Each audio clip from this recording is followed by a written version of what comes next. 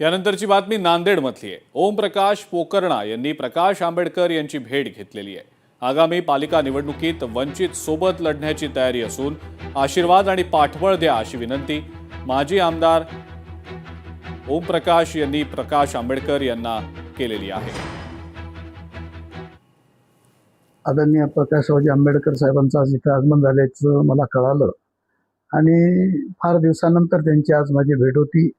गेली 25-30 वर्षापूर्वी त्यांनी आम्हाला इथं आशीर्वाद दिला होता, परंतु तो वंचित आघाडी आणि आमचं त्याच्यानंतर जुळलं नाही आणि म्हणून आजच्या क्षणी ते इथं आल्यामुळे त्यांनी आम्हाला आशीर्वाद द्यावेत, आम्ही त्यांच्यासोबत काम करण्यासाठी उत्सुक आहोत अशा प्रकारची इच्छा मी व्यक्त केली।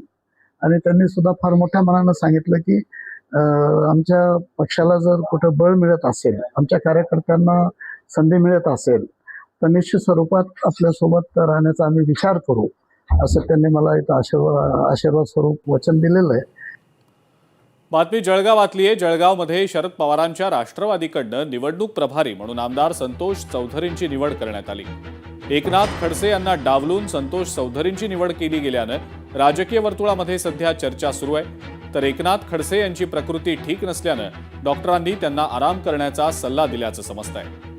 खडसेंच्या प्रकृतीच्या कारणामुळेच त्यांची निवड केली नसल्याचं संतोष चौधरींनी स्पष्टीकरण दिलंय।